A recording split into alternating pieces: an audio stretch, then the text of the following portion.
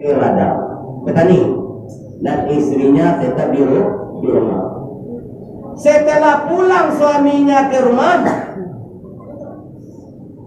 sholat maghrib, orang sudah azan untuk sholat maghrib.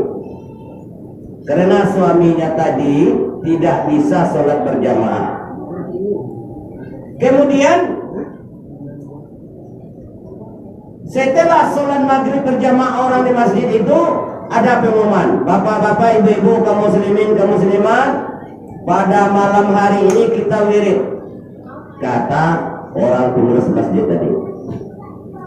Bagaimana kata suaminya kepada istrinya? Ya, kalau sekarang kalau bahasa Mindanya ma, oma, papa, papa, kan itu. Di mama aja papa ya. Mas jomba, gitu. Mas jomba. Apa kata suaminya? Mama jangan datang ke masjid ya, karena papa letih pulang dari ladang. Lama ya, terminal istrinya tadi, terminal. Ya. Sehingga, oke, kalau begitu biar saya datang ke masjid, kata istrinya tadi. Setelah itu dia pesankan, Bu, mau ke masjid? Ya. Kalau masjid, datang ke masjid, mama nanti tolong mama dengarkan baik-baik apa yang disampaikan oleh Ustaz itu. Iyalah, melangkahkan kaki, mengayunkan tangan, kan itu kata muda-muda anak muda kita. Protokol kan itu, di mengayun tangan dari ya. Melangkah, mengayun tangan, berjalan, mengayun tangan, karena orang anak, karena orang marah orang. Ya. Jadi datanglah ke masjid, istrinya tadi sampai di masjid, ya seperti bapak-bapak itulah duduk bersandar. Cari tiang yang di tengah, duduk bersandar. Dekat Ustaz lagi duduknya, kan ada masjid itu tiangnya yang di depan itu, duduk sana. Mulai Ustaz kata-kata mukadimah, alhamdulillah, mari kita sama-sama bersyukur kepada Allah. Apa yang terjadi pada istri tadi? Tertidur bunyi otomanaki gitu kan ibu. Ibarat lama karu lah kan. Jadi mau pergi dia aja. Karena lama terpayu dia mau. Terpayu juga lalu. Selesai Ustaz berceramah, orang sudah berdiri semuanya pulang.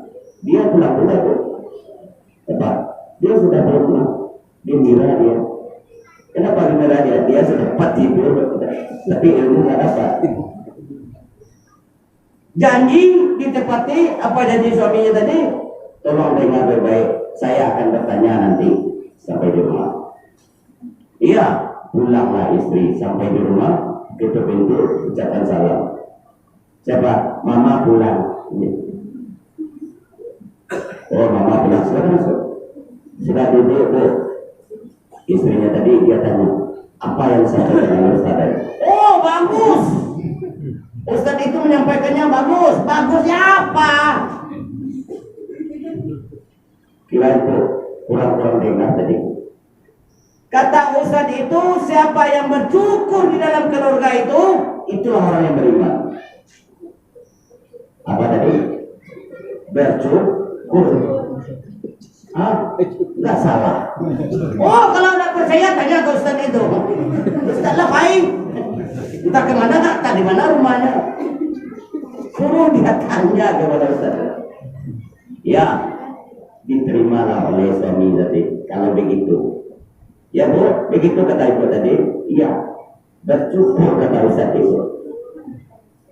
Bagaimana caranya Ibu kalau bersyukur? Ya, katanya Arijani kaum Nisa, laki-laki adalah pemimpin rumah tangga. Itu siapa yang dicukur duluan? Ya bapak.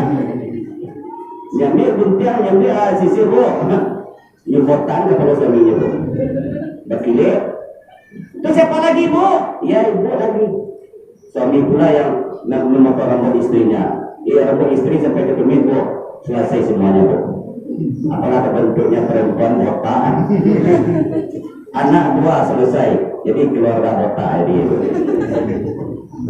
Kenapa? Karena tadi tidak mendengar.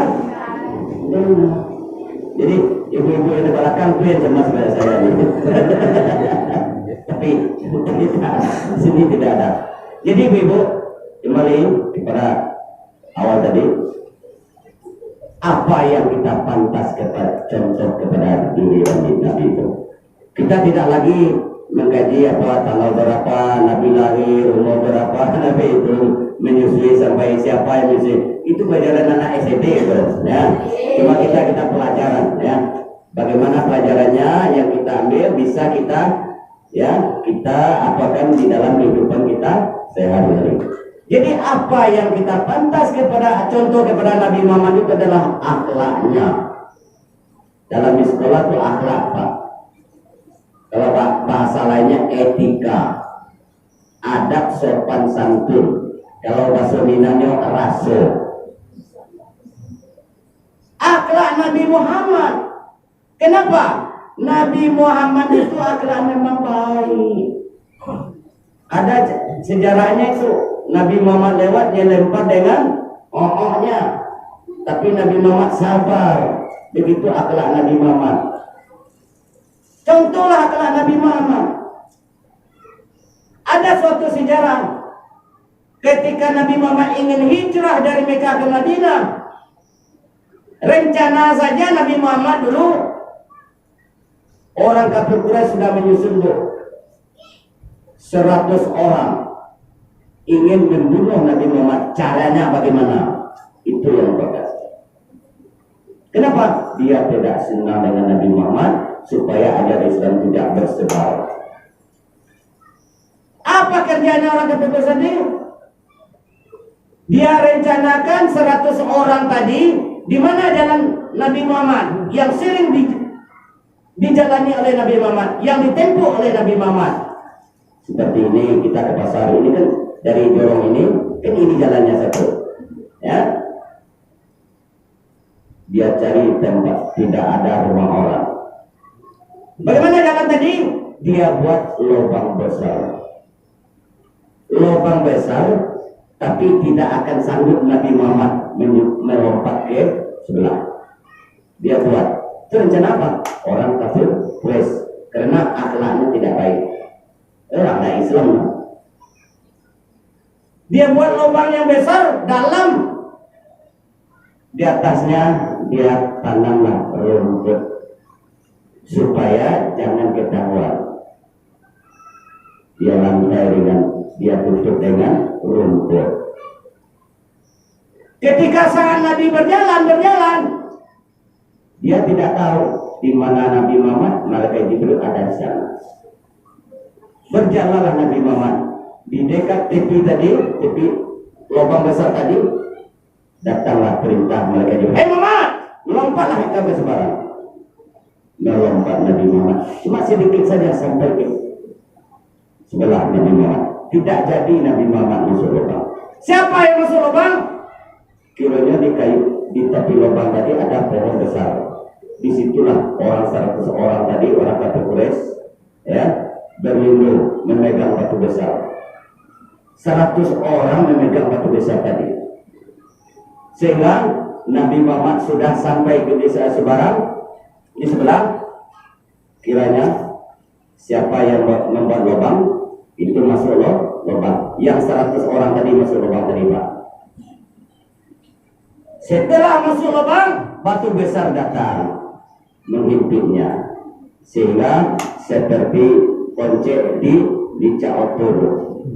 Atau licak auto lain di gilir auto, di gilir mobil, licak tuh, pak. Kan licak lah. Bahasa Minangnya cair, bahasa Minangnya bahasa coyo boy, hancur bina, hancur bina. Jadi hancur. Setelah orang masuk ke lubang tadi, orang kafir Quraisy 100 orang tadi, maka datanglah perintah malaikat Jibril. Hei Muhammad, berpalinglah engkau ke belakang. Berpaling Nabi Muhammad. Berpaling Nabi Muhammad, lalu Nabi Muhammad mengangkat batu besar tadi dari lubang itu keluar lubang. Begitu akhlak Nabi Muhammad. Lajale orang itu membunuh Nabi Muhammad tetap baik. Itu akhlak. Kemudian diangkatlah masih jenazah itu yang masuk lubang tadi keluarnya. Setelah itu sampai di luar, nampaklah satu orang bu, antara hidup atau mati. Lihat karena antara hidup atau mati, apa ilmu tajwidnya itu? Anak-anak apa ilmu tajwidnya? Kalau antara hidup atau mati, akor berapa buah, berapa macam huruf pelafalan? Nah, jangan pusing-pusing. Baju di toko, bajim dal toko. Dah baju di toko udah pakai hangir tuh dong. Nah, itu pola antara hidup atau mati. Bahasa Minangnya ama tahu Pak. Antara hidup atau mati. Ditanya oleh Nabi Muhammad, "Hei, siapa engkau?" Katanya. Lalu ya. Asal turun nanti awas. Awas. Ditanya oleh Nabi Muhammad, "Saya adalah Kapolres." Dijawabnya, "Apa tujuan engkau tadi?" "Sebenarnya Muhammad, kami ingin membunuh engkau." "Kenapa?" "Kami tidak senang dengan ajaran Muhammad." "Sekarang mau apa lagi?" "Maaf Muhammad, sekarang saya mengikuti agama Muhammad." Kiranya Pak, yang antara hidup atau mati ini, itulah kepala rombongan orang Batak Rasulullah yang keren, tapi tunduk oleh Nabi Muhammad. "Ya, ikut dengan ajaran agamaku." "Iya." "Mau engkau mengikuti apa yang saya baca?" "Mau." "Nggih." Tolong kami ikuti. Dibacakannya oleh Nabi Muhammad 2 kalimat syahadat. Sudah membaca 2 kalimat syahadat tadi, dia lari Pak. Larinya tadi kiranya dari jalan tadi nggak jauh dari kampungnya, dari jorongnya. Sampai di sana dia orang Batak, langsung dia mengambil mic, diumumkan, "Bapak-bapak, ibu-ibu, sekarang kita masuk masjid berkumpul bahwa Nabi Muhammad akan masuk. Mari kita ikuti ajaran Nabi Muhammad." Banyak ada kawan di Nabi Muhammad sekarang masuk Islam ribuan. Begitulah Pak. Ingat sejarah tadi. Di dalam kehidupan kita di dunia, tidak boleh saling aniaya, menzalimi seseorang. Kalau kita menzalimi seseorang, tunggu saja Allah akan menzalimi sendiri. Aniaya, saling menganiaya, itu apa? Ingat tadi sejarah Nabi Muhammad. Begitu orang yang membunuh Nabi Muhammad, dia buat lubang. Siapa yang membuat lubang? Orangnya masuk lubang. Itu Allah yang mentakdirkan itu. Kita sebagai umat Islam, nanti dalam kehidupan kita sehari-hari tidak boleh saling aniaya.